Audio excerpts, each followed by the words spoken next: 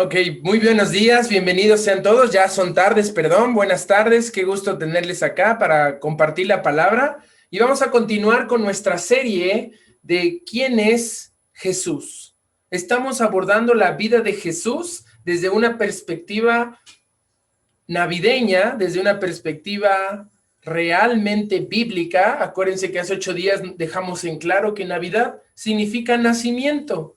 Si alguien festeja la Navidad, está festejando el nacimiento del ser humano que cambió la historia de toda la humanidad.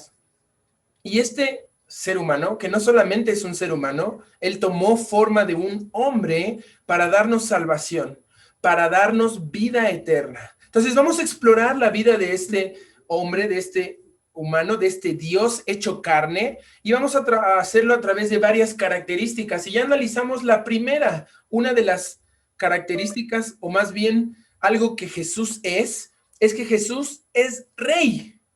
Jesús es rey. Y fue algo que tocamos y mencionamos toda la sesión pasada a través del mensaje que nos compartía nuestro pastor Hugo. Hablamos acerca de que Jesús es rey. Pero ahora tenemos que identificar claramente quién es este rey que ha venido en una ocasión, vino ya como un ser humano, como un bebé, pero ahora va a venir en gloria siendo el rey, siendo el señor de señores y el que va a derrotar a sus enemigos. Pero tenemos que entender la naturaleza de este rey. Este rey no es como el que conocemos en las películas, en los videojuegos, en la vida real que conocemos. Estuvimos analizando en nuestra escuela dominical ciertos tipos de reyes que no eran el prototipo del rey que Dios está buscando en su palabra y el cual Jesucristo está muy lejos de ser esa clase de rey. Así que vamos a abrir nuestras Biblias en el Evangelio según Marcos, capítulo 10, versículo 45. Y les voy a pedir que pongan una marca ahí en sus Biblias, en ese versículo, que pongan ahí la cinta de separación o algún separador, porque vamos a estar regresando a esta cita y vamos a abordarla desde diferentes partes del Evangelio, partes de la Biblia, de la porción de la Escritura, pero 10:45 es el versículo clave para entender la siguiente característica, la siguiente definición de la persona de Jesús. Entonces, Jesús es rey, es algo que queda claro, es algo que está totalmente declarado por la Escritura, pero no es solamente algo que creemos y proclamamos solo porque sí. No es solamente un dogma o un decreto que puso el rey. Esto es algo real. Y no estoy hablando de la realeza, estoy hablando de algo verdadero, de algo tangible, de algo que se vive en la experiencia. Dice así Marcos capítulo 10, versículo 45. Porque el Hijo del Hombre no vino para ser servido, sino para servir y para dar su vida en rescate por muchos.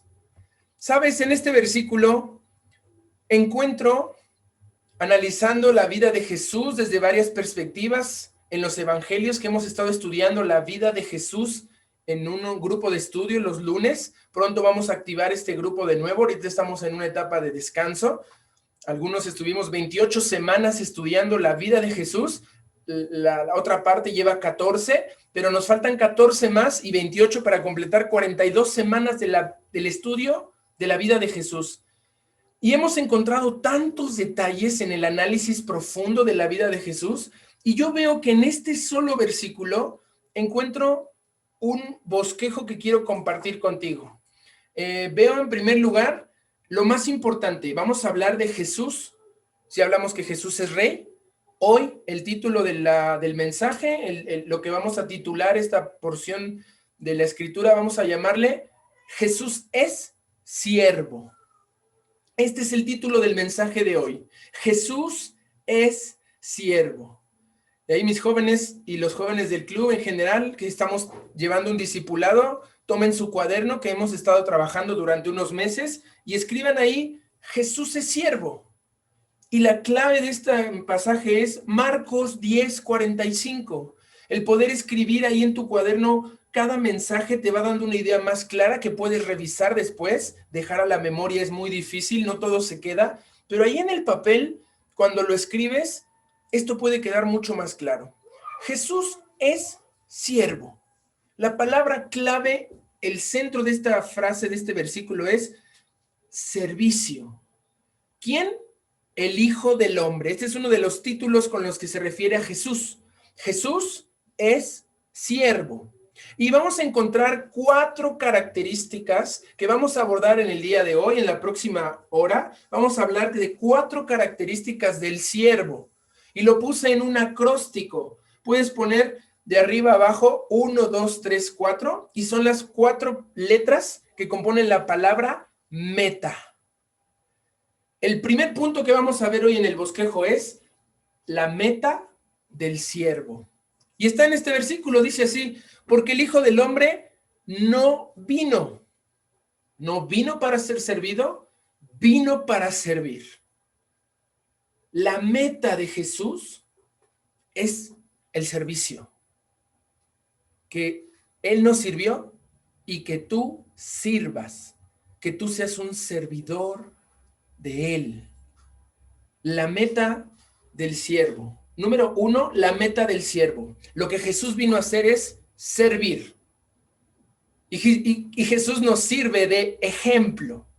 No solo nos predicó, sino que vivió lo que predicó, sirviendo a los demás, a su Padre Celestial y a la causa de la humanidad.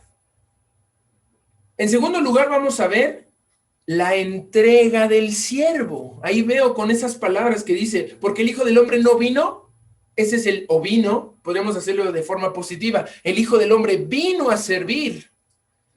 Y sabemos que el servicio siempre involucra entrega. Esta es la segunda letra de la palabra meta que vamos a ver hoy. Entrega del siervo. Número 1, la meta del siervo. Número 2, la entrega del siervo. Pero tenemos que entender que el servicio, la entrega, lo que Jesús vino a hacer fue dar. Dice ahí, no vino para ser servido, sino para servir y para dar. Y cuando Jesús da, ¿saben qué trabajo significa esto? Ese es el punto número 3, el trabajo del siervo. Número 1, la meta del siervo. Número 2, la entrega del siervo. Número 3, el trabajo del siervo. El trabajo del siervo es un trabajo duro, un trabajo de mucho esfuerzo, de mucho sacrificio. Dar cuesta mucho trabajo. Pero también Jesús dijo claramente que es más bienaventurado dar que recibir. Recibir es fácil, recibir es agradable. Pero dar es trabajo. Mucho trabajo cuesta dar. Y en el número 4 vamos a ver que dice ahí el versículo al final, y para dar su vida en rescate por muchos. Cuando yo veo esto, que Cristo vino a dar su vida en rescate por muchos, está hablando del avance del siervo. Entonces vamos a ver estas 4 características del siervo: la meta del siervo, la entrega del siervo, el trabajo del siervo y el avance del siervo. ¿Cómo avanza un siervo en su vida? ¿Cómo avanza buscando el beneficio de los demás? Y quiero darles una breve introducción. Saben, la vida de siervo es una vida poco popular en esta generación, en este tiempo, en esta época. No han entendido, la mayoría de la humanidad no ha entendido que el que no vive para servir, no sirve para vivir.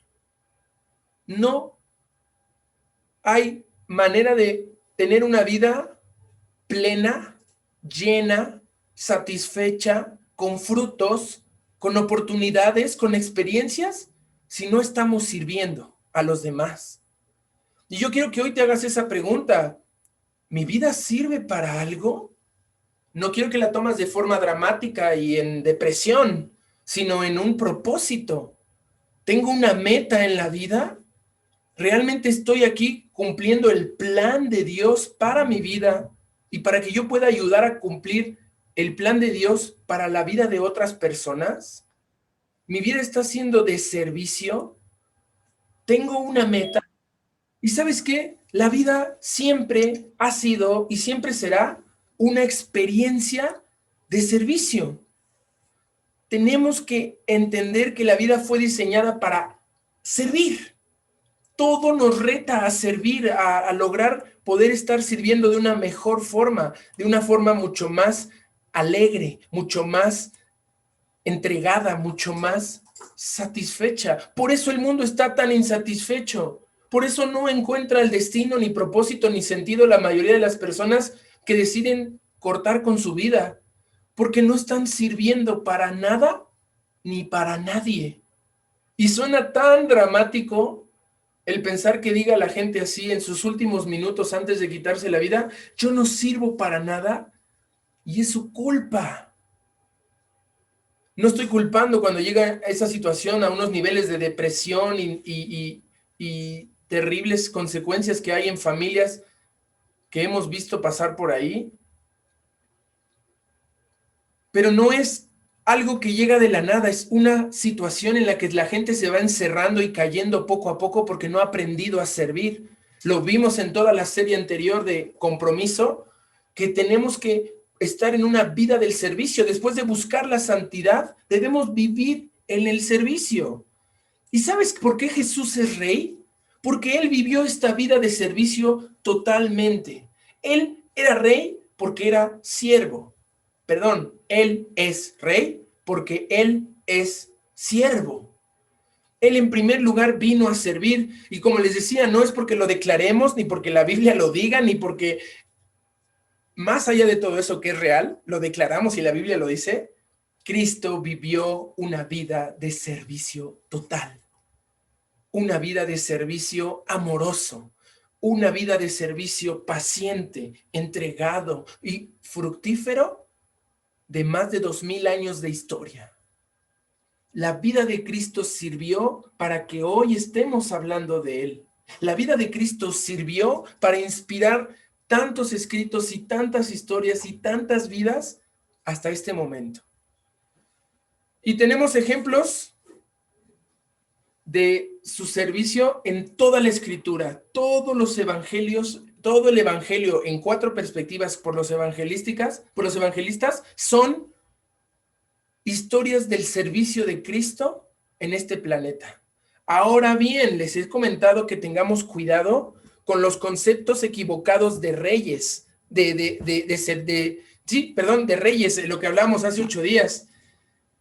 Tenemos ahora los mi reyes o los reyesitos que hay por ahí. Estamos creando algo muy terrible para la generación que viene en este planeta, y ¿saben? Se crea en casa. ¿Qué clase de monstruos estamos creando cuando en lugar de tener en la casa hijos obedientes, tenemos reyes mandones? Que se hace lo que ellos dicen, que se hace como ellos dicen y cuando ellos dicen. Lo peor es cuando empiezan a llegar a la juventud y a la adultez y empiezan a vivir en una vida de prepotencia y de soberbia, totalmente alejados de lo que significa una vida mansa, humilde y de servicio. Y tenemos que empezar desde casa, con el ejemplo. ¿El ejemplo de quién? De Cristo. Se nos llamó a ser siervos. Y nada mejor para aprender cómo ser siervos que la palabra de Dios. Nada mejor para aprender y contemplar una vida que se entregó por completo al servicio que la de nuestro Señor Jesús. Así que vamos a orar para poner este mensaje en manos de Dios y que Él nos enseñe cómo ser siervos, siervos fieles. Señor Jesús, cuántas gracias te damos por esta oportunidad que nos das de explorar tu vida en la tierra, de reconocer que toda esta festividad que se celebra sin conciencia, con avaricia, sin amor real, sino con puro interés y conveniencia, es algo muy equivocado que nos está haciendo daño como sociedad el resto del año. Señor, por favor, haznos entender que vivir como siervos es una bendición, que vivir como un siervo es lo que realmente nos da el estatus de rey. Tenemos que aprenderlo a través de tu ejemplo, tenemos que aprenderlo siguiendo tus pisadas y como tú viniste no solo a morir por nuestros pecados, sino a vivir la clase de vida que quieres que nosotros tengamos. Bendice esta, que sea tu palabra la que hable, que no sea solamente a través de este siervo inútil que puede contaminar, sino que sea tu pura palabra la que llegue a nuestros oídos y sea tu Espíritu Santo el que guíe este mensaje para que podamos aprender más de tu palabra y sea nuestra vida transformada en una vida de servicio. Te lo pedimos en el nombre de tu Hijo Jesucristo. Amén. Muy bien, vamos a desarrollar las 4 ideas que te acabo de dar. En primer lugar, la meta del siervo. Ahí mismo estamos en Marcos capítulo 10, versículo 45. Pero tenemos que entender que la Biblia no es una serie de historias desconectadas. Toda la Biblia habla de Jesús, desde Génesis hasta Apocalipsis. Y para no irnos a tan grande contexto, voy a ir para allá. Primero vamos a abordar el capítulo 10 de Marcos y vamos al versículo 17. Jesús ya está en camino a Jerusalén. Deja tu marca ahí en 10:45. Vamos a volver, ese es el centro de nuestro mensaje, pero vamos a ir un poco atrás y vamos a ir hacia adelante. Marcos capítulo 10, versículo 17, nos pone en contexto literal, geográfico y en el momento en que Jesús vivía en la tierra. Y dice así Marcos 17, al salir él para seguir su camino, Jesucristo tenía una meta. Jesucristo no estaba divagando entre sí o no, si voy a comprarme esta cosa o no me la voy a comprar, si tomo este empleo o no lo tomo, si digo, pues, si voy a hacer esto en mi casa o no. Jesús tenía claramente su objetivo, tenía claramente detallada su meta y tenía un calendario que cumplir. Las profecías se habían cumplido, las profecías estaban acercándose a su vida y él estaba siguiendo un calendario perfecto, el calendario de Dios. Tú no puedes tener un calendario, una agenda, si no tienes una meta. Si tú no sabes a dónde vas, si no sabes lo que estás haciendo con tu vida, todo el tiempo vas a estar diciendo, no tengo tiempo, no me alcanza el día, no logro acabar con mis pendientes, no logro avanzar en los propósitos que me he hecho y que me voy a hacer para el 2021. Si no tienes un objetivo, una meta, la meta del siervo, vas a estar dándole a todo, vas a estar haciendo de todo el tiempo, pero no vas a lograr nada. No va a haber un cambio real en tu vida. Pero aquí vemos a Jesús que él iba a Jerusalén. Y en este camino a Jerusalén, a cumplir el plan de Dios, Jesucristo se encuentra siendo interrumpido constantemente.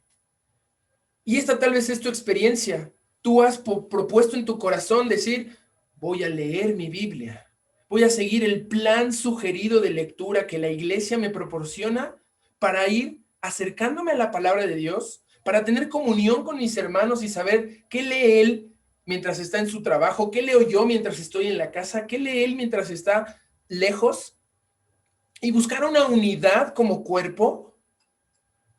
Y tú tienes ese propósito, pero llegan las interrupciones a tu vida.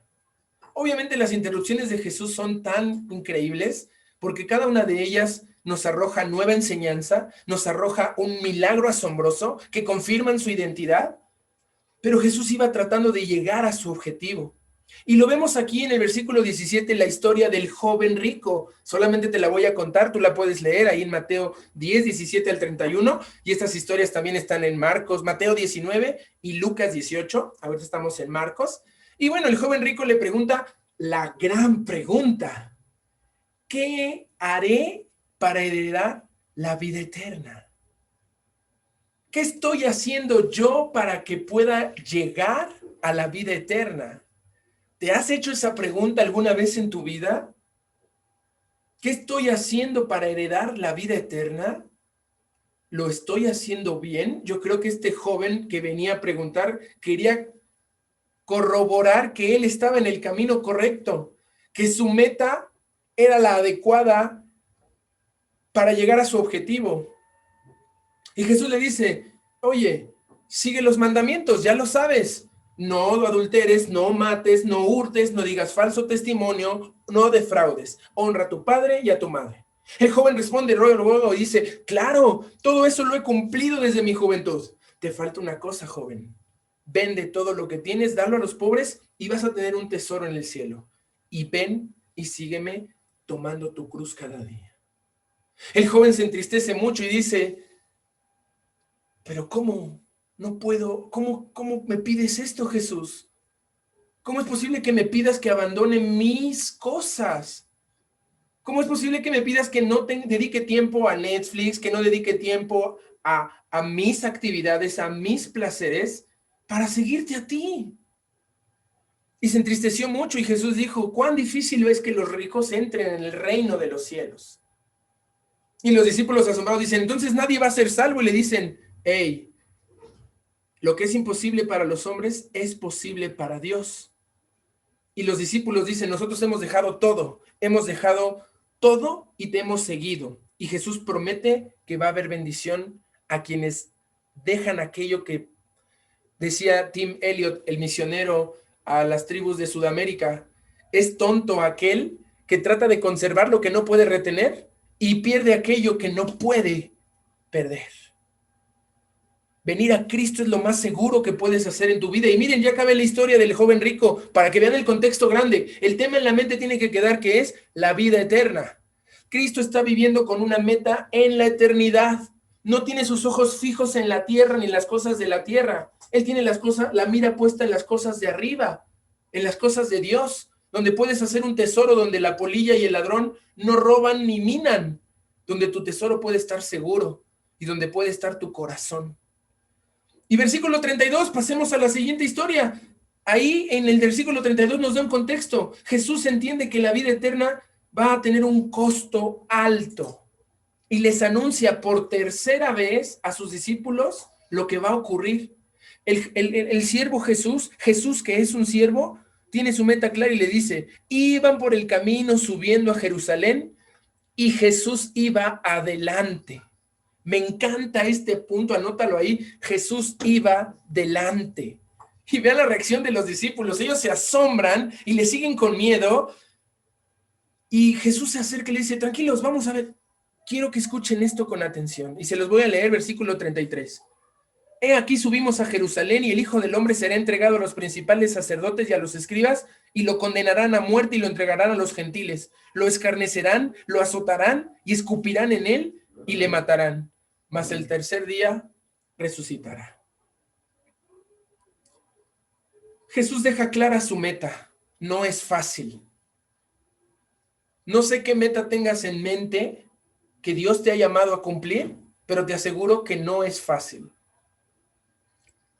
Seguramente para tu humanidad como la de Cristo, es tan difícil como esto.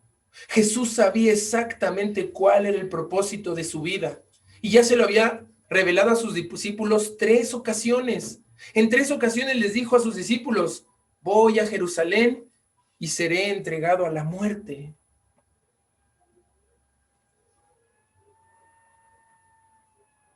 Y no había cabida en los discípulos estas palabras. Por más que Jesús se los repetía 1, 2 y 3 veces, los discípulos estaban pensando en otra cosa. Tenían esa confusión sobre lo que significa el reino de los cielos, lo que significa ser un verdadero rey en esta tierra y en la que sigue. Y Jesús tiene que aclarar, pero en medio de una interrupción. Les había comentado las interrupciones. Vean el versículo 35 y ya nos estamos acercando a nuestro versículo clave. Dice así el versículo 35 y vamos a ver el contexto inmediato de este pasaje donde vimos que el Hijo del Hombre no vino a ser servido, sino a servir. Y dice así, lo voy a leer. Entonces, después de esta gran declaración de Jesús, voy a Jerusalén y voy a ser entregado, condenado, me van a escupir y me van a matar y voy a resucitar. Jacobo y Juan, hijos de Zebedeo, se le acercan diciendo, Maestro, querríamos que nos hagas lo que pidiéramos. Y él les dijo, ¿qué quieren que os haga? Ellos le dijeron, concédenos en tu gloria, nos sentemos el uno a tu derecha y el otro a tu izquierda. Entonces Jesús les dijo, ¿no sabéis lo que pedís? ¿Podéis beber del vaso que yo bebo o ser bautizados con el bautismo con que yo soy bautizado? Ellos dijeron, podemos. Jesús les dijo, a la verdad, del vaso que yo bebo beberéis, y con el bautismo con que yo soy bautizado, seréis bautizados. Pero el sentaros a mi derecha y a mi izquierda no es mío darlo, sino a aquellos para quienes está preparado. Cuando lo oyeron los 10, comenzaron a enojarse contra Jacobo y contra Juan. ¿Se imaginan que escuches una conversación del pastor con un miembro de la iglesia que llegue y le diga, oiga, pastor, pues ya me toca mi turno, ¿no? Llevo varios años aquí y yo creo que no debo de estar allá en la puerta o ahí en los baños y ya va siendo hora de que me toque un lugar más cerquita del púlpito. Es más, ¿por qué no ahora ponemos sillas ahí enfrente y unos que se sienten atrás del pastor para que le echen un ojo y que estemos viendo que nadie se nos duerma en la iglesia? ¿Qué reacción tendrías? Ahora, fíjate que esa reacción es asombrosa, que estos discípulos pidan esto y nadie haya dicho, oye Jesús, ¿y cómo te sientes respecto a la próxima muerte que te va a acontecer? No le preguntan porque no lo creían, no lo entendían. Tampoco voy a culpar a los discípulos porque es algo difícil de entender que quien tú crees que es el Mesías, el Rey, el ungido de Dios, va a morir. Hoy tú y yo lo tenemos muy claro porque hemos tenido la Biblia durante años. Hemos entendido el propósito de Cristo al ir a la cruz. Pero estos discípulos están peleando por el poder, como normalmente en cualquier sociedad humana empieza a pasar. Y vean lo que dice el versículo 42. Mas Jesús, llamándolos, les dijo. Jesús no les dice, ya estuvo bueno, no entienden, vámonos, cierren las cortinas, se acabó el espectáculo. No, con paciencia, como un buen siervo, se acerca y le dice, miren, ¿sabéis que los que son tenidos por gobernantes de las naciones se enseñorean de ellas y sus grandes ejercen sobre ellas potestad? Pero no será así entre ustedes, entre vosotros. Y aquí ya no está hablando solamente con sus discípulos, está hablando aquí con nuestro hermano Chon, con nuestro hermano Alfredo, con nuestro hermano Israel, con nuestro hermano Arturo, con nuestro hermano Gadiel, con nuestro hermano Alan, con nuestro hermano, no tengo más nombres, Emanuel, nuestro hermano Uriel, nuestro hermano Eric, está hablando a los que ejercemos autoridad, nuestro hermano Víctor. Aquí el Señor nos está hablando también como hombres, y también a las mujeres las incluye, pero dice así en general, en específico, los hombres son aquellos que pelean por el poder, los que se pierden en los pasadizos horribles de la persecución del poder. Dice ahí, no será así entre vosotros. Cualquiera de ustedes que quiera hacerse grande, entre vosotros será vuestro servidor. Y el que de vosotros quiera ser el primero, será siervo de todos. Esta es la meta del siervo. ¿Quieres ser el primero? No está mal. Aprende a ser el último. ¿Quieres ser renombrado? ¿Quieres ser conocido? Ponte a servir. Y llegamos a nuestro versículo clave, versículo 45. Porque el Hijo del Hombre no vino para ser servido, sino para servir y para dar su vida en rescate por muchos. La meta del siervo es el servicio. Tu meta, al tener una buena familia, es servir. Tu meta, al tener una buena iglesia, es servir. Tu meta, al tener un excelente trabajo y un desempeño increíble en tu profesión, es servir. Todo el tiempo tienes que entender que fuiste llamado a servir en cualquier área de tu vida. Y en específico me estoy refiriendo al varón, al hombre. Como hombres estamos fallando en esta sociedad, que con nuestra ausencia la mujer ha tenido contra su propia naturaleza que tomar liderazgos, que tomar decisiones, que tomar riesgos que también hacen que el diablo la engañe. la manipule y la haga caer del lugar hermoso y precioso que Cristo eligió para ella, pero es la ausencia del varón. Una ausencia deliberada y rebelde del varón. Número 2, no solamente hay una meta para el siervo, hay una entrega del siervo. Y está en el versículo siguiente, versículo 46, dice así. Voy a leer hasta el versículo 52. Dice, entonces vinieron a Jericó, Jesús sigue a Jerusalén. La meta de Jesús no cambia porque los discípulos se pelean, porque los discípulos no quieren involucrarse con el ministerio de la muerte y resurrección de Cristo. Jesús tiene una meta y va delante de ellos, y él va impulsando su meta hacia Jerusalén y cumplir el objetivo por el que fue mandado a la tierra. Y al salir del Jericó, él y sus discípulos y una gran multitud, Bartimeo, el ciego, hijo de Timeo, estaba sentado junto al camino mendigando. Y oyendo que era Jesús Nazareno, comenzó a dar voces y a decir, Jesús, hijo de David, ten misericordia de mí. Y muchos lo reprendían para que callase, pero él clamaba mucho más diciendo, Hijo de David, ten misericordia de mí. Entonces Jesús, deteniéndose, mandó llamarle. Llamaron al ciego diciéndole, ten confianza, levántate, te llama. Él entonces, arrojando la capa, se levantó y vino a Jesús, y respondiendo Jesús le dijo, ¿qué quieres que te haga? Y el ciego le dijo, Maestro, que recobre la vista. Y Jesús le dijo, vete, tu fe te ha salvado. Y enseguida recobró la vista y seguía a Jesús en el camino. Hoy quiero que nos quitemos la venda de los ojos y entendamos que el servicio es de entrega, que debemos entregar nuestras vidas a Cristo de forma completa. Pero aquí el ciego está gritando algo muy importante. El ciego está diciendo, Hijo de David. Y me encanta que estemos conectados con nuestra hora silenciosa, porque hemos estado viendo nuestra hora silenciosa desde el 6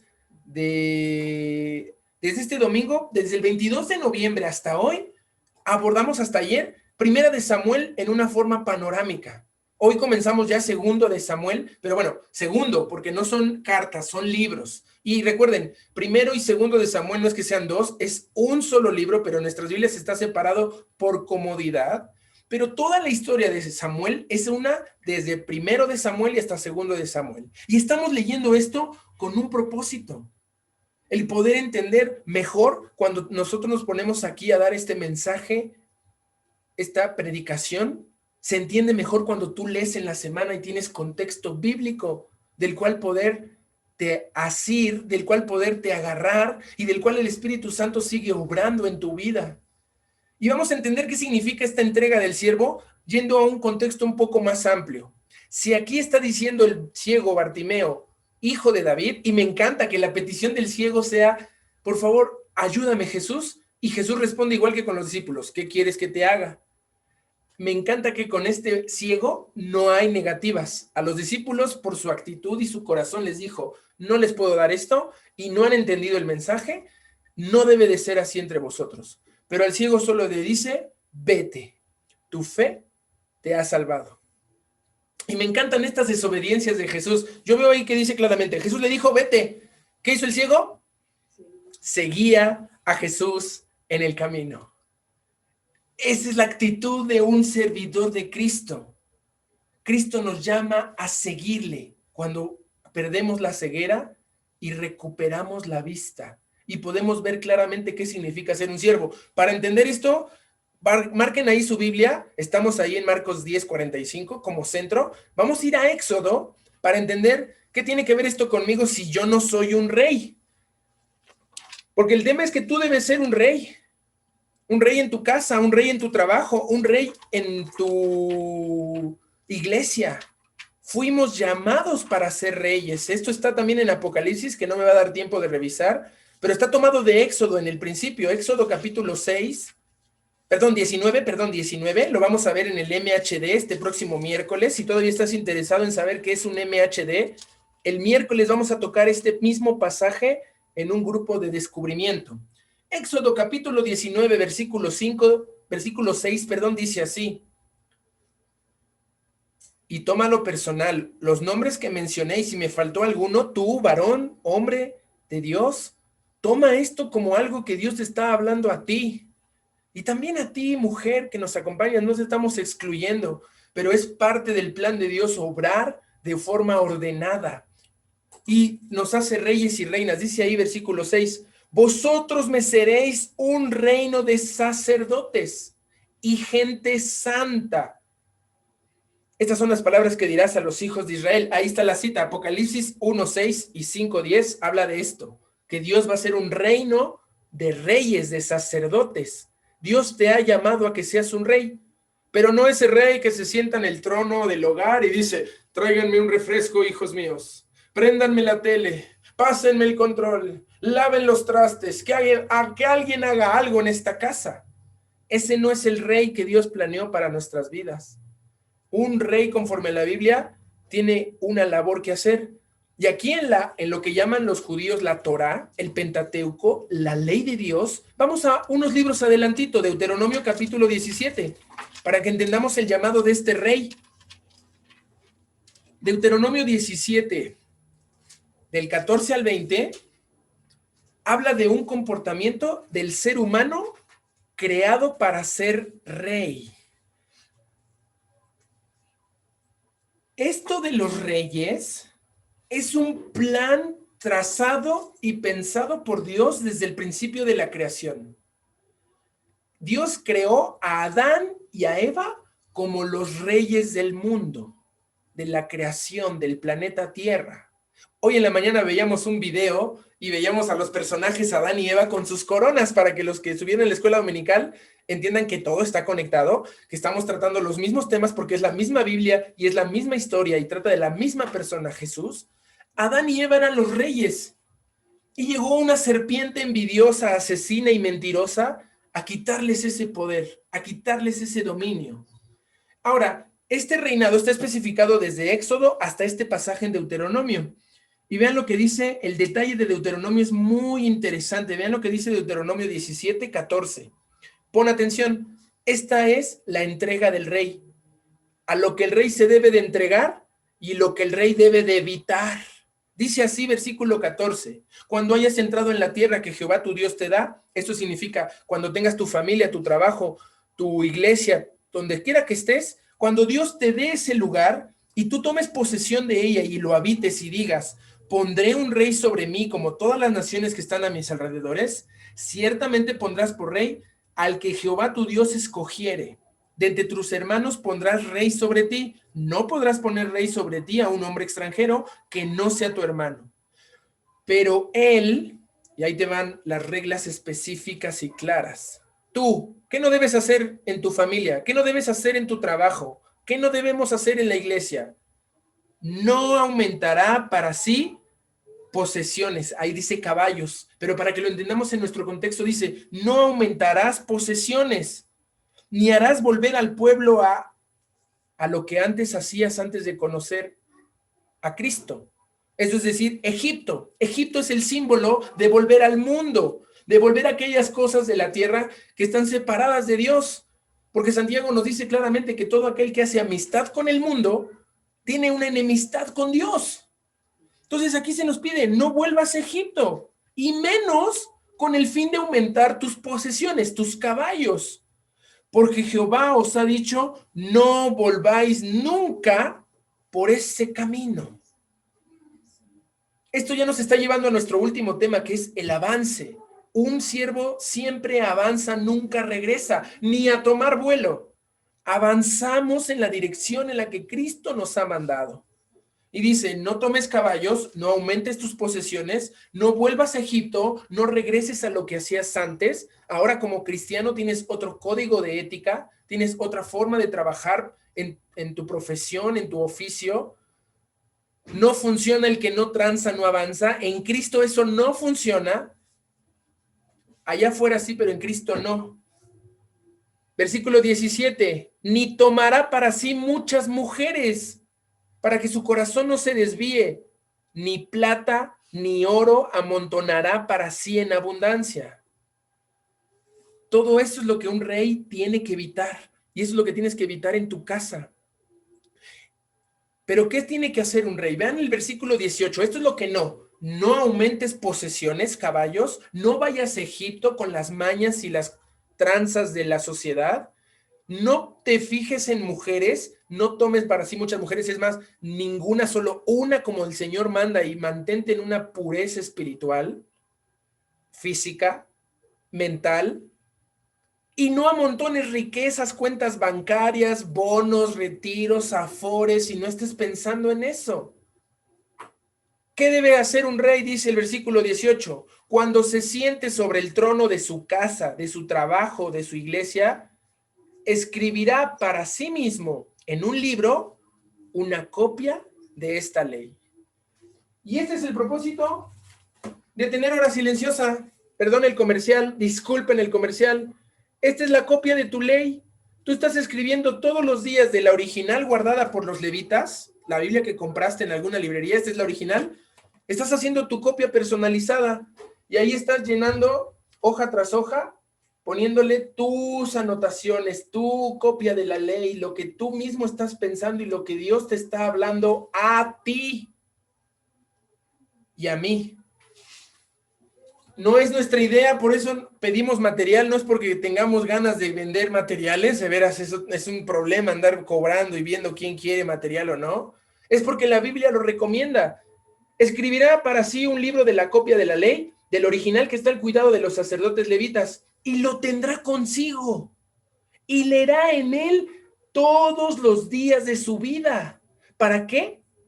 Pon atención, para que aprenda a temer a Jehová su Dios. Número 1. Para guardar todas las palabras de esta ley, todos estos estatutos, y para ponerlos por obra. Número 3, para que no se eleve su corazón sobre sus hermanos, ni se aparte del mandamiento a diestra ni a siniestra. Aquí está el corazón del siervo, la entrega del siervo. Si tú no estás leyendo tu Biblia, si tú no estás haciendo una copia de la Biblia personal para ti, vas a empezar a creerte algo que Dios no planeó. Vas a empezar a enseñorearte y a elevarte por sobre tus hermanos y no los vas a poder servir porque vas a empezar a tener un concepto más alto de ti que el que debes tener. Cuando la Biblia señala justamente lo contrario, que los demás son superiores a ti y que debes verlos como eso, como tú debes verte como su siervo y ellos como los superiores y responder en obediencia. Y número 4, para no dejar el versículo, a fin de que prolongue sus días en su reino, él y sus hijos en medio de Israel. 4 cosas que Dios quiere que hagas cuando tú tienes una copia de la ley personal en tu casa. Que temas a Jehová, que hagas lo que la Biblia dice, que no te eleves el corazón y no que te creas algo que no eres, y que prolongues tus días de reinado. Sí, en tu trabajo, sí, en tu casa, sí, en la iglesia. ¿Cómo prolongas tus días en el reinado? Sirviendo, trabajando, entregándote. Y si tú estuviste haciendo tu hora silenciosa, no te tengo que contar todo lo que pasó en Samuel. Estuvimos viendo el fracaso, uno de los fracasos más terribles en uno de los momentos más importantes de la historia de Israel. Acuérdense que cuando leemos Samuel, Samuel es un libro de transición. Si en el Nuevo Testamento Hechos es el libro de transición, de pasar de los judíos a la iglesia, Samuel es un libro de transición muy increíble en el que está tratando de dejar los tiempos más oscuros de Israel como jueces. Si tú lees al final de Jueces, es terrible lo que pasó. Se mataban entre ellos y cometían la peor perversión que se puedan imaginar, que casi es censurable. No sé por qué está en la Biblia. Bueno, sí sé por qué está, pero la mayoría de la gente se pregunta, ¿y cómo eso está en la Biblia? Porque no la leen. Pero si la lees, entiendes por qué. Jueces termina de la peor manera que te puedas imaginar para la humanidad. Y más para el pueblo elegido por Dios. Dios había elegido un pueblo para que fueran sus reyes y sus sacerdotes, y se habían convertido peor de los otros pueblos que no tenían un Dios. Y empieza Samuel como un libro de transición en la que Dios quiere una nueva oportunidad para un pueblo rebelde y quiere poner un rey, pero el primer intento, entiendan, el primer intento de rey en Israel no es que Dios haya fallado en su primer intento y diga a Dios, qué mal lo hice esta vez. No, el primer intento de la humanidad por ocupar el papel que Dios le dio fue un fracaso total. Y ese fracaso lo encontramos, a pesar de un prometedor inicio, en la vida de Saúl. Saúl, el primer rey de Israel, empezó de una forma muy bonita, muy increíble. Tú puedes verlo ahí, primero de Samuel. Vamos a hacer un panorama muy rápido, muy veloz. Los leíste en tu hora silenciosa, solo quiero tocarlo para que entiendas cómo no es un siervo, cómo no es un rey en su casa, ni en su vida, ni en su iglesia, ni en su trabajo. Es bueno que aprendamos cómo no, para que veamos cómo sí. Primero de Samuel 9, voy rapidísimo, casi le vas a ir dando la vuelta a la Biblia mientras te cuento la historia. Primero de Samuel capítulo 9 empieza con la historia de un hombre de Benjamín llamado Cis, que tenía un hijo llamado Saúl. Y vean la descripción de Saúl en el versículo 2. Y tenía él un hijo que se llamaba Saúl, joven y hermoso. Ay, vi a mis jóvenes hacerle presente. Líder, muy bien, ya había 3 de mis jóvenes. Presente, 4 de mis jóvenes dijeron, joven y hermoso, y se pusieron ahí en pantalla y ya los vi a los 4. Muy bien, jóvenes y hermosos. Entre los hijos de Israel no había otro más hermoso que él. De hombros arriba sobrepasaba cualquiera del pueblo, o sea, joven, hermoso, alto y de buena familia, como los jóvenes de siervo fiel. 5 jóvenes, ya me acordé, 5 jóvenes. Se me estaba escapando. Perdón, ahí no sabe ni cuál, ¿verdad? Pero ya estoy viendo el 5.º joven. Ahí me están haciendo algunos ojitos, pero ustedes tranquilos, ya sé qué voy a hacer. Estos jóvenes son prometedores. Son los próximos reyes en nuestra iglesia. Son los próximos reyes en sus hogares. Son los próximos reyes en sus trabajos. Pero vean lo que pasa en el versículo 1 de David, en el capítulo 10 del versículo 1, Samuel toma aceite y unge y le dice, ¿no te ha ungido Jehová por príncipe sobre su pueblo Israel? Capítulo 12, versículo 24. Estoy avanzando rapidísimo por causa del tiempo. Y Samuel se está despidiendo. Samuel termina la era de los jueces como el último juez, primer profeta. Y mientras pone a Saúl de rey, les pide una cosa. Y es lo que yo quiero pedirte hoy a ti. Solamente temed a Jehová. Samuel se despide y les dice, solamente temed a Jehová y servidle de verdad con todo vuestro corazón. Pues consideren cuán grandes cosas ha hecho por vosotros. Hermosa promesa. Solo teme a Jehová y sírvele por todo lo bueno que ha hecho contigo. Y yo estoy seguro que ahorita todos los que me escuchan no pueden negar lo bondadoso, lo misericordioso, lo lleno de gracia y de amor que ha sido Dios con nosotros. Amén. Dios ha sido así con nosotros y solamente ahora tenemos que temerle y servirle. Más, versículo 25, más si perseveran en hacer mal, ustedes y vuestro rey perecerán. Advertencia. Dios ha hecho buenas cosas contigo, pero si tú perseveras en hacerlo mal, morirás. No importa que Dios te haya ungido rey, no importa que Dios te haya salvado, no importa que Dios te haya hecho en la familia y estés aquí escuchando. Si perseveras en el mal, vas a morir. Le pasó a Adán y a Eva. Se les dijo, no tomen el huerto, no tomen el fruto, porque si toman van a morir. Y decían a Adán y Eva, ¿cómo vamos a morir si somos los consentidos de Dios? O sea, estamos en su huerto, platicamos con él. ¿Cómo vamos a morir? Y murieron. Ahí mismo, capítulo 13, 1 al 2, la historia continúa. Saúl ya estaba reinando 1 año y cuando hubo reinado 2, escogió 3,000 hombres de Israel. Esto habla de la capacidad de Saúl como rey. Era un hombre entregado a su oficio, era un hombre destinado. Su juventud, su hermosura, su altura, no solamente eran características físicas que lo definían, tenía inteligencia, tenía capacidad de administrar, tenía idea de guerra, era estratega. Vean el versículo 47 del capítulo 14. Avanzamos. Te estoy leyendo rápido porque tú leíste esto todos los días desde el 22 de noviembre hasta ayer. 22:14 dice así, perdón, 14:47 dice así. Y después de haber tomado posesión del reinado de Israel, Saúl hizo guerra a todos sus enemigos, contra Moab, contra los hijos de Amón, contra Edom, contra los reyes de Soba, los filisteos. Y a donde quiera que se volvía, era vencedor. Después de estas características que hemos visto, ¿quién no apuesta por Saúl? ¿Quién hubiera dicho, no, hombre, ese Saúl es el hombre de Dios?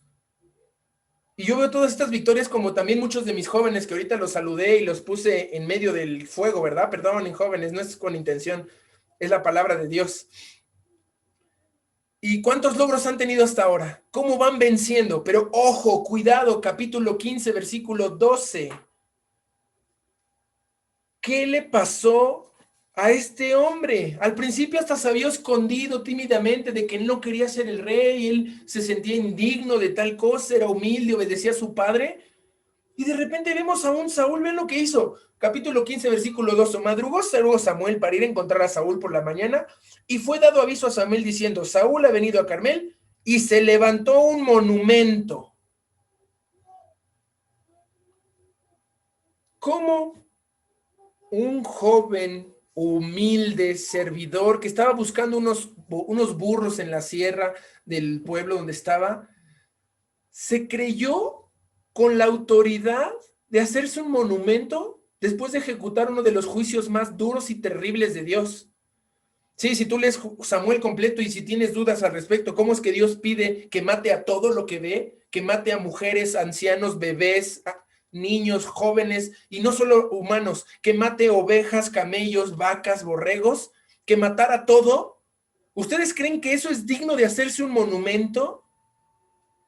Dios había ejecutado un juicio terrible sobre un pueblo rebelde, un pueblo peor, mucho peor de todo lo que puedan imaginar. Se lo merecían.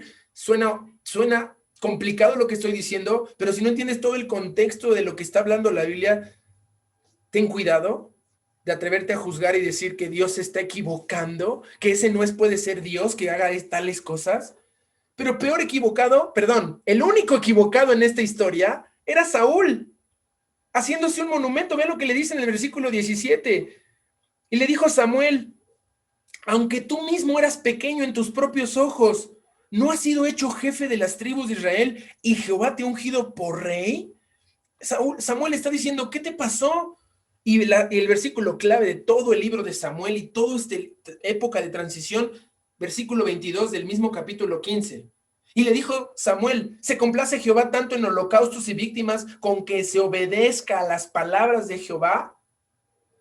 ¿Eres un siervo obediente a las palabras de Jehová? Sí, sí, yo obedezco a Dios. ¿Y por qué no obedeces a tu pastor? ¿Eres un siervo obediente a Dios y su palabra? Sí, yo lo soy. ¿Y por qué no obedeces a tu jefe? ¿Tú eres un siervo dispuesto a hacer lo que Dios te pida, sea cual sea el costo? Claro, lo que Dios me pida. ¿Y por qué no obedeces al presidente? Ciertamente el obedecer es mejor que los sacrificios y el prestar atención que la grosura de los carneros, porque como pecado de adivinación es la rebelión, y como ídolos e idolatría la obstinación. Y por cuanto desechaste la palabra de Jehová, él también te ha desechado para que no seas rey.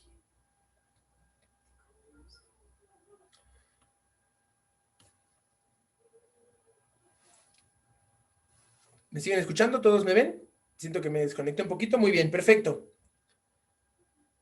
Aquí acaba la historia. ¿Puedo seguirte leyendo versículos terribles? Este rey se vuelve un asesino, perseguidor, se vuelve delirante, paranoico, agarra soldados y luego los quiere destruir, persigue. ¿Y qué creen? De repente, versículo 16, capítulo 16, versículo 7. Nada más para tocar lo que dice Marcos. ¿Dónde sale Marcos? Aquí. Capítulo 16, versículo 7. Déjenme ver. ¿Sí? Empieza Dios a buscarse un rey nuevo, un rey conforme a su corazón, dice así, versículo 7. Y Jehová respondió a Samuel, no mires a su parecer, no lo grande de su estatura, ya lo desecho yo. Jehová no mira lo que mira el hombre, pues el hombre mira lo que está delante de sus ojos, pero Jehová mira el corazón. Jehová está preocupado por lo que sucede en el interior. Aunque Saúl tenía victorias externas, aunque estaba teniendo dominio, aunque estaba logrando hacer algo, él estaba mal en su corazón. Saúl en su corazón ya no estaba bien. Pero David, versículo 12, Entonces envió pues por él, el hijo de Isaí, y le hizo entrar, y era rubio, hermoso de ojos y de buen parecer. No levanten la mano ya, jóvenes, ya los vimos todos, estamos bien. Entonces Jehová dijo, levántate y úngelo, porque este es. Y Samuel tomó el cuerno de aceite y lo ungió en medio de sus hermanos, y desde aquel día en adelante el Espíritu de Jehová vino sobre David. Este es el David que menciona Bartimeo allá con Jesús. Así que vámonos al número 3 y regresemos ahí al Nuevo Testamento, pero no vayas a Marcos, perdón, antes de ir al Nuevo Testamento vamos a Proverbios. Antier, leímos Proverbios 11 y aquí vamos a entrar a la sección número 3 de nuestro mensaje. Proverbios 11, versículo 30, habla del trabajo del siervo. Ya vimos en primer lugar la meta del siervo. Jesucristo tenía una meta, un objetivo como un siervo y la cumplía. También vimos la entrega del siervo. Debemos entregarnos a la palabra de Dios, no al mundo, no a sus posesiones, no a lo material. Y hoy vamos a ver, en este momento vamos a ver en Proverbios capítulo 11, el trabajo del siervo. ¿Se perdió Proverbios en mi Biblia? No, ya apareció, aquí está, porque lo estamos leyendo cada día. Esto es tu ritmo 2. Si tú también estás leído no solo de la hora silenciosa, sino que estás siguiendo el programa de la poesía diaria, tú leíste esto el jueves, dice así, el viernes, perdón, Proverbios 11, versículo 30. El fruto del justo es árbol de vida, y el que gana almas es sabio. ¿Estás claro que la meta de tu vida es esto? ¿Ganar almas? ¿Y que no hay sabiduría más grande que esa? ¿Que no hay trabajo más precioso que sembrar en justicia y cosechar en vida? El fruto del justo es árbol de vida, y el que gana almas es sabio. Pero esto no es una idea solamente del Antiguo Testamento. Vamos a 2 de Corintios 5, 14 al 15, por favor. Y en lo que lo estás buscando, 2 de Corintios 5, 14 al 15, dice, nosotros, ¿sabes? Estamos llamados a ser misioneros de tiempo completo. No, Marce no es la única misionera de tiempo completo en la iglesia. No es así. Perdón, Marce. Todos somos llamados a ser misioneros de tiempo completo. Marce tiene un papel especial y diferente al tuyo, pero ella está llamada a ser misionera en siervo fiel. Ya está ocupado el puesto. Tú no eres el misionero acá, pero eres el misionero en tu casa, pero eres el misionero en tu trabajo, pero eres el misionero en la escuela de tus hijos, eres el misionero ahí donde te lleva el taxi, ahí donde te lleva el camión, ahí donde te lleva la vida. Somos misioneros de tiempo completo a todas las naciones y necesitamos compartir a Jesucristo. ¿Sabes para qué? Para experimentar gozo, lo que decía el proverbio, para experimentar vida, sabiduría y sobre todo la experiencia de ganar almas para Cristo. Dice así 2 de Corintios 5, 14 al 15, porque el amor de Cristo nos constriñe, pensando esto, que si uno murió por todo, luego todos murieron.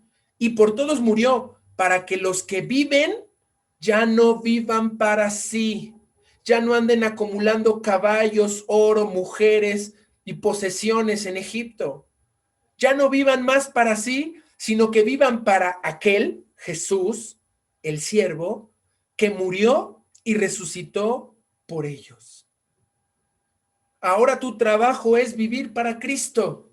El trabajo del siervo es imitar los pasos de Cristo. Cristo vivió sirviendo y Cristo sirvió viviendo. ¿Podemos decir eso hoy de ti? ¿Estás viviendo para servir? ¿Estás sirviendo para vivir? Que se diga eso de ti, que serviste para la vida, que serviste de algo. Y que no se oiga en el tono de nuestras esposas, ¿verdad? Sirve para algo. No. Debemos servir a Cristo con pasión, con entrega, con diligencia, con el carácter de Cristo. Y ahorita voy a entrar a este tema. Vamos a solamente una cita más ahí en Romanos, un poquito antes de Corintios. Romanos, capítulo 1, versículos también 14 al 15, como en 2 de Corintios. Romanos 1, 14 al 15. Y tienes que entender esto, mira, quítate algunas de las más repetidas excusas en el cristianismo que he escuchado. Que me da pena predicar el evangelio, que no sé hacerlo y no tengo experiencia, que van a decir que ahora me ponga de predicador y me van a decir fanático religioso. O voy a fracasar, yo no fui hecho para esto, yo soy hecho para servir. Pues voy a predicar el evangelio. No, yo quiero servir ahí en los baños donde nadie me vea. Ok, eso tienes que hacerlo, pero también tienes que ir a predicar. También tienes que ir y estar en el servicio, no en tu casa. Que nada te detenga en la obediencia a esta sublime y necesaria misión que como iglesia nos llamó Cristo. Ve lo que dice Romanos 1, 14 al 15. A griegos y a no griegos, a sabios y a no sabios, soy deudor. Así que en cuanto a mí, pronto estoy a anunciaros el evangelio. También a vosotros que estáis pon ahí el nombre de tu colonia, pon ahí el nombre de tu trabajo, pon ahí el nombre de tu escuela. Yo estoy pronto a anunciaros el evangelio también a vosotros que estáis en Iztapalapa, en Atizapán, en Nezahualcóyotl, en Durango, en Mérida, en mi trabajo, en mi escuela, en mi casa. ¿Estoy anunciando el evangelio en mi casa o estoy viviendo como si ni siquiera conociera el evangelio? Somos deudores y tenemos que vivir de esta forma. Que no te detenga la pena, que no te detenga la inexperiencia, el qué van a decir o fracasar. No te detengas, obedece como un buen siervo. Haz tu trabajo de siervo. Pero ¿sabes qué? Estas excusas solamente son un disfraz. Hay un enemigo que está multiplicándose y es el peor enemigo de los cristianos. Y se está reproduciendo en los jóvenes varones. Ya les dije guapos, ya les dije hermosos, ahora aguántenme un poco lo contrario. ¿Qué pasa con nuestros jóvenes? Yo estoy viviendo una experiencia en la que no encuentro un joven que no me diga, ¡qué flojera! Llámese iglesia, llámese escuela, llámese trabajo. Lo primero que los jóvenes están pensando es, ¡pero qué flojera! Y perdonen que me exprese así, pero qué flojera, ¿no? O sea, hasta me da flojera escucharlos ya. Y quiero que entendamos este contexto. La flojera, la pereza, la holgazanería, la desidia, no son de Dios. Y la pereza, la flojera, todo lo que acabo de mencionar, solo te va a detener, no te va a permitir avanzar. Y llegamos a nuestro cuarto punto en el mensaje. El avance del siervo. Un siervo nunca se detiene. Un siervo siempre avanza. Un siervo de Dios está en constante movimiento. Y mira, vamos a leerlo en Proverbios. Recuerda, llevamos 13 días leyendo Proverbios. Hoy es el 13. Si hoy es día 13, hoy leo el 13. Si ayer fue el día 12, leo el 12. Mañana es día 14, leo el 14. Estamos en el mes de un proverbio al día. Pero quiero que vayamos al Proverbio capítulo 3. En la pasada, se lo envié a mi mejor amigo. Le mandé justo este Proverbio, capítulo 3, versículos 9 al 10. Yo veo eso en la vida de mi amigo y me encanta reconocer cuando encuentro a personas fieles, a personas entregadas, a personas que avanzan como siervos, que no se detienen por la pereza, la flojera. Vean lo que dice capítulo 3, versículos 9 al 10. Honra a Jehová con tus bienes y con las primicias de todos tus frutos, y serán llenos tus graneros con abundancia, y tus lagares rebosarán de mosto. Ay, te lo voy a poner en español porque mis jóvenes se quedaron, ¿qué monstruo? ¿Qué el monstruo qué? Ok, en español dice así: honra a Jehová con tu dinero, con lo primero que obtengas de tu trabajo, y será lleno tu recámara con abundancia, y tus cajones de juguetes y tus discos de libro y tus cajones de discos y todo estará lleno de abundancia. Eso es lo que dice ahí la Biblia en el español actual, juvenil actual, ¿no? Y dicen todos los jóvenes, amén. Yo quiero todo eso para mi vida. Ah, pero no solo se obtiene por arte de magia. Vean lo que dice él. Y antes de leerme más con la Biblia, miren, yo sé que tal vez no seas mucho de Biblia, yo sé que tal vez no has estado leyendo tanto como para saber esto, pero déjame leerte un poco en el contexto cultural normal. Vamos a hablar un poco de series de televisión. ¿Alguien ha sabido algo de las series de Walking Dead, los zombies? ¿Alguien sabe de eso? ¿O alguien no sabe nada de eso? Más o menos, ok. ¿Qué pasa con los personajes de esa serie? ¿Alguna vez los han visto en un capítulo diciendo, ay, qué flojera luchar hoy con los zombies? O sea, ¿por qué no mejor nos ponemos a ver la tele un ratito? ¿Por qué no en lugar de ir a buscar comida? Pues porque no hay zombies, no hay supermercados, se acabó todo eso. ¿Por qué no nos ponemos a flojear un rato? O sea, ¿qué nos van a hacer los zombies? ¿Cuándo has visto que una serie sea exitosa porque alguien está echando flojera en el episodio que ocurre? Todos esos héroes en los zombies, o cambio de serie, perdón, tal vez esa ya es muy vieja y no la has visto. Perdidos en el espacio, buenísima, está padre, la recomiendo que la vean. Después de leer su Biblia, jóvenes, por favor, no hagan eso, o sea, la Biblia y luego su serie, ¿sí? Ok, Perdidos en el espacio, está increíble. Es una serie muy científica, con mucha tecnología, con muchas cosas padrísimas que me gustan. Pero no veo a ninguno de los personajes diciendo, no, pues ahora que estamos aquí en Alpha Centauri, a kilómetros luz de la Tierra, pues ¿para qué seguimos esforzándonos? Vamos a echar la flojera, o sea, pues mira, si no hace falta agua, ¿para qué la buscamos? Pues tal vez llueve y en el espacio va a llover, ¿verdad? ¿Y por qué en lugar de ir a buscar comida en esta nueva asteroide que nos golpeó, pues vamos a relajarnos, no hay prisa? Las series jamás van a mostrarte un personaje que hace algo grande en medio de tu flojera. Ok, ya quito la serie porque ya vi caras de queremos más Biblia. Muy bien. No hay espacio para la flojera en ninguna serie de televisión. Eso es digno de muerte y no porque sea una ley que escribió alguien. El flojo se muere, no. Es un cauce natural de los hechos. El que flojea con los zombies se lo comen. El que flojea en el espacio muere. Y se va a morir y va a hacer que mueran sus amigos y sus familiares porque están en un riesgo. ¿Qué crees? La Biblia es lo mismo. Proverbios 24:30, lo vas a ver en unos días. Exactamente en 11 días vas a leer este proverbio, pero te voy a dar el spoiler. 24:4. Perdón, 24:30 al 34. Proverbios 24, ya estoy terminando. Dice así Proverbios 24. Versículos 30 al 34. Pasé junto al campo del hombre perezoso y junto a la viña del hombre falto de entendimiento, y he aquí que por toda ella habían crecido los espinos, ortigas ya habían cubierto su faz, y su cerca de piedra estaba ya destruida. Miré y lo puse en mi corazón, lo vi y tomé consejo. Un poco de sueño, cabeceando otro poco, poniendo mano sobre mano y otro poco para dormir. Así vendrá como caminante tu necesidad y tu pobreza como hombre armado. Ay, otra vez no entendí nada. Vale, la versión en español actual, joven, pon atención. Dice así: pasé junto a la recámara del chico descuidado que no levanta ni sus calcetines, y junto al chico que ha dejado sus labores de la tarea para después por ver la televisión. Y he aquí que toda su casa era un desastre. No tiene posibilidades de entrar a la secundaria, prepa o universidad que había deseado. Y ya estaba destruido su futuro, su trabajo y su familia. Esto lo miré y puse en mi corazón y tomé consejo.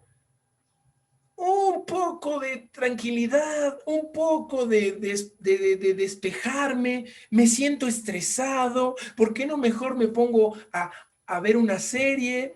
Versículo 34, para que me sigan, ¿no? Estoy en el versículo 34, pero lo estoy leyendo en un español más actual. Así llegará tu pobreza como al caminar. Así llegará tu desastre como cuando te enfrentas a un león. Vámonos a Marcos capítulo 11 para cerrar el día de hoy. Hemos visto que Jesús es siervo y Jesús tenía una meta, un objetivo al cual llegar, y todos deberíamos de buscar cuál es nuestra meta en esta tierra. Ponte a pensar ahora que se acerca el 2021, ¿cuál es mi meta de servicio para este nuevo año que se aproxima? Vemos a Jesús no solamente con una meta, sino con una entrega a los planes de Dios, a que si el ciego le pedía dame la vista, se la daba, a que si le pedían una enseñanza, la otorgaba. ¿Qué haré para heredar la vida eterna, maestro? Cumple los mandamientos, vende lo que tienes y sígueme. Y no cometer el error de Saúl, que con un futuro tan prometedor, que con tantas ventajas, que con tantos elementos para triunfar, fracasó en su corazón por desobedecer. El siervo obediente se entrega. El trabajo del siervo es vital. Tenemos que trabajar para la obra. Se nos ha llamado a vivir para Cristo y a predicar el evangelio donde quiera que estemos, en Roma, en Italia, en Japón, en Rusia, en México, en tu casa, en tu trabajo, en tu escuela. No tienes que ir tan lejos. La necesidad está ahí mismo donde estás tú. Y en último lugar, después de ver la meta del siervo, la entrega del siervo, el trabajo del siervo, el avance del siervo. Capítulo 11 de Marcos. Por fin, cuando se acercaban a Jerusalén, junto a Betfagé y a Betania, frente al monte de los olivos, envió Jesús a 2 de sus discípulos y les dijo: id a la aldea que está enfrente de vosotros, y luego que entréis en ella, hallaréis un pollino atado, en el cual ningún hombre ha montado, desatadlo y traedlo. Jesús es el rey. Jesús sabía qué clase de reino tenía en su poder. Él había visto al Padre y ahora nos lo mostraba. Pero no decide entrar con trompeta, no decide hacer un monumento como Saúl y engrandecer su nombre. Pide un pollino para poder entrar y cumplir profecías. Y él está cumpliendo todo lo que la Biblia dice de él. Él está cumpliendo el programa que Dios le ha indicado con detalle, con minuciosidad, con diligencia. Y entra humildemente cabalgando en un burrito. No pide que suenen las trompetas, no pide que se abra la puerta para que pase con su gloria y majestad, porque él primero vino a enseñarnos lo que significa ser humilde y manso de corazón, sencillo, para después mostrar su grandeza y su reinado. Jesús va a venir como el Rey de Gloria que oímos hace 8 días, pero primero se presentó como un siervo, como un servidor, que no vino para ser servido, sino para servir y para dar su vida en rescate por muchos. ¿Cuál es tu deber? Solo me encanta que he aprendido en estas últimas predicaciones que he escuchado aquí en la iglesia, que qué mejor forma de concluir una predicación que con la misma Biblia. Vamos a Lucas capítulo 17, versículos 7 al 10, y esta sección de la Biblia se llama el deber del siervo. Esta es la conclusión. Después de ver estos 4 puntos que involucran la meta del siervo, ahí pusiste tu acróstico, meta. La primera M es la meta del siervo. En segundo, la entrega del siervo. En tercero, el trabajo del siervo, no la flojera, no la pereza. Y el avance del siervo, el constante avanzar del siervo. Lucas 17, 7 al 10 dice así: jóvenes, querida iglesia en general, pero mis jóvenes tienen todo un futuro prometedor, tienen una esperanza de vida, de vivir de esta forma. Pongan atención, memoricen este pasaje y pónganlo claro cuál es su papel. No el de la flojera, el del servicio, un servicio activo, un servicio prolijo, un servicio productivo. Vean lo que dice Lucas 17, 7 al 10. ¿Quién de vosotros, teniendo un siervo que ara o apaciente ganado, al volver él del campo luego le dice: pasa, siéntate a la mesa? ¿No le dice más bien: prepárame la cena, cíñete, sírveme, hasta que después que haya comido y bebido y después de esto come y bebe tú? ¿Acaso da gracias al siervo porque hizo lo que se le había mandado? Pienso que no. Así también vosotros, cuando hayáis hecho todo lo que se os ha sido ordenado, decid: siervos inútiles somos, pues lo que debíamos hacer, hicimos. Voy a leértelo en el español actual, por favor. Sé que la Biblia es muy clara y no, esto no tiene más que, pero te lo quiero leer para que nos quede bien claro, para que no pongas excusas. Vean lo que dice la Biblia en un lenguaje actual. Dice así: ¿quién de ustedes, teniendo escuela y teniendo horas frente a la computadora, entregando las materias y las tareas, al volver de su clase llega a la casa y le dicen sus papás: ay, mijito chiquito, siéntate, vamos a comer tu pollito y tu caldito que te hicimos? ¿No le decimos más bien a los hijos: a ver, ponte a preparar la cena, ponte a servirme, cíñete, y después que estemos servidos, ¿puedes comer con nosotros? ¿Y acaso le damos gracias a nuestros hijos porque hacen lo que tienen que hacer? Pienso que no. Cada uno de nosotros debemos hacer, dice, cuando hayáis hecho todo lo que se ordenó, decid, siervos inútiles. Solo hicimos lo que se nos dijo, pero no hemos dado la milla extra. Vamos a orar. Señor, cuántas gracias te doy por tu palabra, porque nos muestras que tú eres un siervo, que tú no te limitaste solamente a ordenar y a pedir y a buscar cumplir tu voluntad, sino que nos enseñaste a ensuciarnos las manos, que nos enseñaste a estar cerca de la necesidad, cubriendo el corazón de los heridos, sanando el espíritu quebrantado de aquellos pobres. Gracias, Señor, porque tu ejemplo y tu testimonio persevera hasta hoy y te hace engrandecerte como el único Rey de gloria que eres tú.